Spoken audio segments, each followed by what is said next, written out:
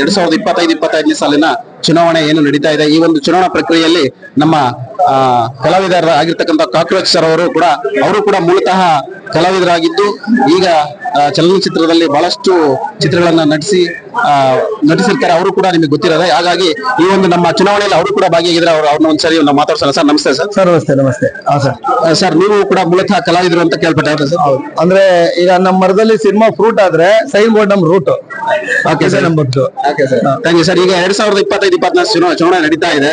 So ಇದರಲ್ಲಿ ನಿಮಗೆ participate ಮಾಡಿದ್ರೆ ನಿಮ್ಗೆ ಎಷ್ಟು ಖುಷಿ ಕೊಡ್ತಾ ಇದೆ? ಸರ್ ಸೈನ್ ಬೋರ್ಡ್ಸ್ ಯಾವಾಗ್ಲೂ ಖುಷಿನೇ ನನ್ಗೆ. ನಮ್ ಬದುಕನ್ ಬದಲಾಯಿಸಿದೆ ಸೈನ್ ಬೋರ್ಡ್ಸ್. ಅದಕ್ ಮುಂಚೆ ಏನು ಇಲ್ಲ. ನಾವು ಬಣ್ಣ ಕೈಗೆ ಬಂದ್ಮೇಲೆ ಬದುಕು ಬಣ್ಣವಾಗಿದ್ದು.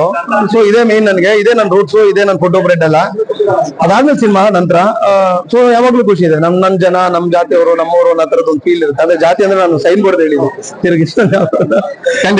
ಸರ್ ಕರ್ನಾಟಕ ರಾಜ್ಯದಲ್ಲಿ ಮೂಲೆಯಲ್ಲಿ ಎಲ್ಲಾ ಕಲಾವಿದರು ಸಾಕಷ್ಟು ಜನ, ಸುಮಾರು ಬೆಳಗ್ಗೆಯಿಂದ ಕೂಡ ನಮ್ ಜೊತೆಗೆ ಇದ್ದೀರಾ, ನಾವು ನೋಡ್ತಾ ಇದೀವಿ. ಸಾಕಷ್ಟು ಜನ ಮೂಲೆಯಿಂದ ಬಹಳಷ್ಟು ಜಿಲ್ಲೆಗಳಿಂದ ಕಲಾವಿದರು ಬಂದಿದ್ದಾರೆ.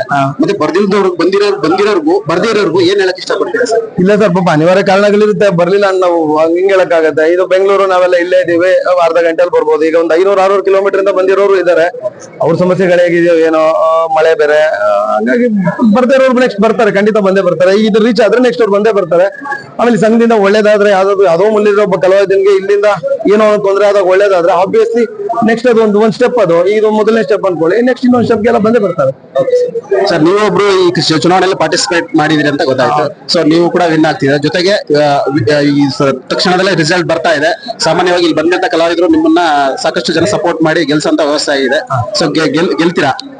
ಅದ್ ಗೊತ್ತಿಲ್ಲ ಸರ್, ಗೆಲ್ತೀರಾ ಆತರ ವಿಚಾರಕ್ಕೆ ಬಂದೇ ಇಲ್ಲ.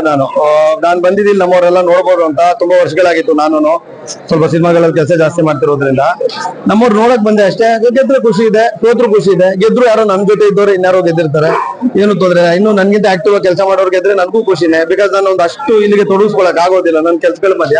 ಸೊ ಇಲ್ಲಿ ತುಂಬಾ ತೊಡಗಿಸ್ಕೊಂಡಿರೋರು ಗೆದ್ರೆ ಇನ್ನೂ ಖುಷಿನೇ. ಸರ್ ಸಾಮಾನ್ಯವಾಗಿ ನೋಡ್ತಾ ಇದ್ರೆ ಕಾಕ್ರೋಚ್ ಅವರು ಈ ಒಂದು ಸಂಘಟನೆಯಲ್ಲಿ ಇದ್ದಾರೆ, ಸದಸ್ಯರಾಗಿದ್ದಾರೆ. ಅವ್ರು ಏನೋ ಒಂದು ಪದವಿ ತಗೊಳ್ತಾರೆ ಅಂತ ಸಾಕಷ್ಟು ಮೂಲ ಕಲಾವಿದರು ಇಷ್ಟಪಡ್ತಾ ಇದ್ದಾರೆ. ಜೊತೆಗೆ ಜಿಲ್ಲೆ ವಾರ ಬಂದಾಗ ಸಾಕಿಗಳ ಉದ್ಘಾಟನೆಗೆ ತಮ್ಮನ್ನು ಕರೆದ್ರೆ ನೀವು ಹೋಗ್ತೀರಾ? ಖಂಡಿತ ಬರ್ತೀನಿ ಸರ್. ಅದೇ ನನ್ ಶೆಡ್ಯೂಲ್ ನೋಡ್ಕೊಂಡು ನಾನು ಪ್ಲಾನ್ ಮಾಡ್ಬೇಕಾದ್ರೆ ಇವತ್ತು ಸಂಡೇ ಇದ್ದಿದ್ರಿಂದ, ಆಮೇಲೆ ಭವನ ತುಂಬಾ ದಿನಗಳಿಂದ ಹೇಳಿದ್ರು, ಹಾಗಾಗಿ ಬರಕ್ ಸಾಧ್ಯ ಆಯ್ತು. ನನ್ ಶೆಡ್ಯೂಲ್ ಫ್ರೀ ಇದೆ, ಖಂಡಿತ ಬಂದೇ ಬರ್ತೀನಿ 100%. Thank you sir. ಸರ್ ಮಾತಾಡ್ತಾ ಇದಾರೆ.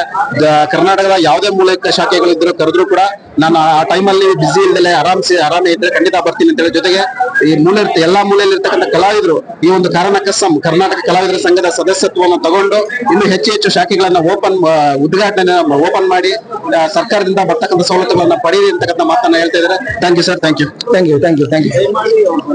ಯು.